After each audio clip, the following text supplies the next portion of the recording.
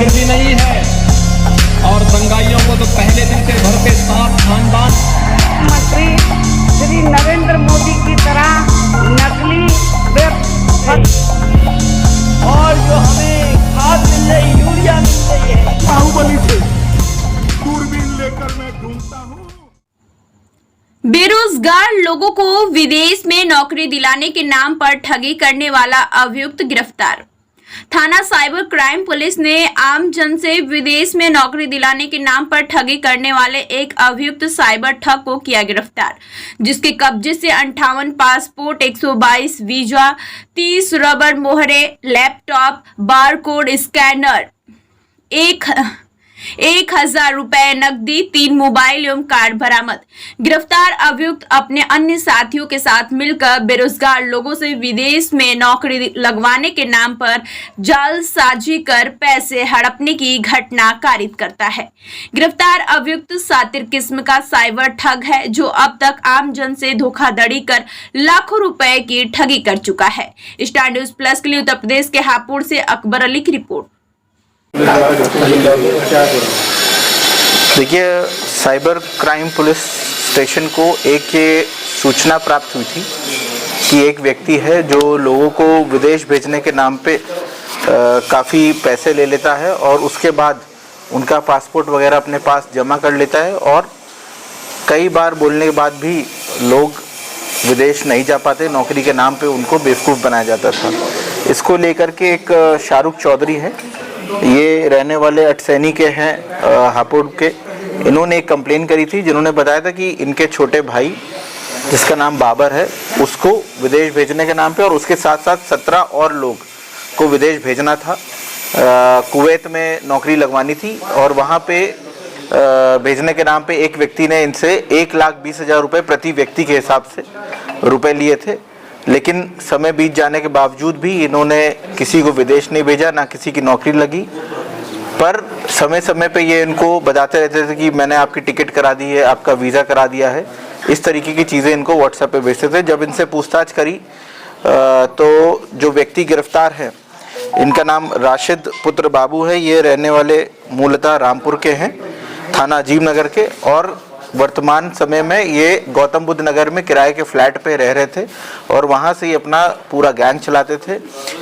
इनके पास जब रिकवरी की गई तो इनके पास से लगभग 58 पासपोर्ट्स बरामद हैं, 122 फर्जी वीज़ा बरामद हुए हैं जो कुवैत के हैं, 30 रबर की मोहरें हैं जिसमें ये वीज़ा स्टैम्प और वीज़ा कैंसिलेशन की ये मोहरें थी, और लैपटॉप है, वीज़ा में लगाए गए फर्जी बारकोड हैं जिससे लोगों को ये दिखाते थे कि कुवैत की सरकार ने आपको एंट्री का परमिट दिया है, और कुछ मोबाइल फ़ोन, एक महिंद्रा की XUV गाड़ी बरामद हुई है। इन्होंने पूछताछ में बताया है कि ये लोगों से पैसे ले लिया करते थे और जब उनके पास इनका पासपोर्ट आ जाया करता था तो ये उनसे और पैसे बढ़ा करके डिमांड किया करते थे।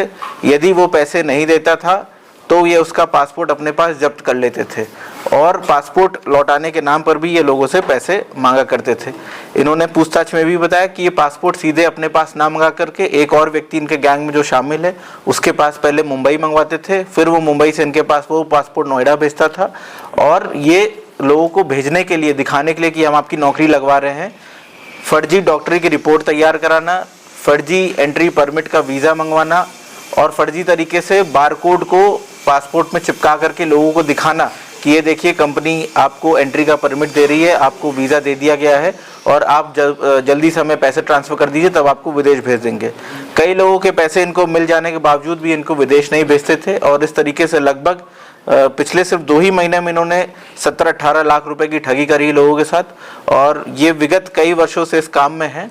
इनके कुछ और सदस्य इस गैंग में शामिल हैं जो विदेश में भी काम कर रहे हैं और यहाँ पर भी है और बिहार में भी हैं। इनके पास पूछताछ में कई अन्य प्रांतों के भी पासपोर्ट मिले हैं। उत्तर प्रदेश के लोगों के पासपोर्ट तो है ही, कई बाहर के लोगों के भी पासपोर्ट हैं, पंजाब के हैं, बिहार के हैं, जिनसे इन्होंने ठगी करी थी। हापुड़ से क्या कनेक्शन है? देखिए, हापुड़ में जैसा मैंने बताया, एक अटसैनी के रहने वाले एक शाहरुख चौधरी, इन्होंने कंप्लेन करी थी कि हमारे भाई से का भी पासपोर्ट इन्होंने मंगा लिया, अपने पास रख लिया है और पैसे भी ले लिए हैं, उसके बावजूद ना हमें कोई नौकरी दी जा रही है, ना हमें विदेश भेजा जा रहा है। जब इसमें पूरी तरीके से पड़ताल की गई तो पता चला ये व्हाट्सएप नंबर का इस्तेमाल करते हैं और उसमें ये दिखाते हैं कि ये नंबर सऊदी अरब का है और वो सऊदी अरब के नंबर से लोगों को कॉल करके बताते थे कि नई कंपनी में बात हो गई, आपकी नौकरी लग जाएगी। लेकिन ये सारा काम बैठ करके नोएडा से करते थे।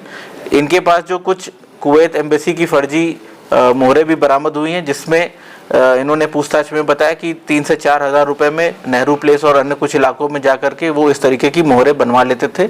जब मैंने इनसे पूछताछ में पूछा कि आपको कैसे पता कि ये मोहरें वहाँ एम्बेसी में यूज़ होती हैं, तो ये कह रहे थे कई बार हम लोग ऑनलाइन पासपोर्ट की फ़ोटो देख लेते थे कि उसमें किस तरीके की वीज़ा स्टैंपिंग होती है और उसी तरीके की ये मोहरें बना लेते थे। लोगों को विश्वास में दिलाने के लिए लोगों का फर्जी डॉक्टरी प्रमाण पत्र भी तैयार करते थे, जिसके संबंध में जांच अभी जारी है। इसमें कुछ फर्जी नर्सिंग होम और क्लिनिक के नाम पता सामने आए हैं जहां पे फर्जी तरीके से लोगों का मेडिकल भी कराया जाता था।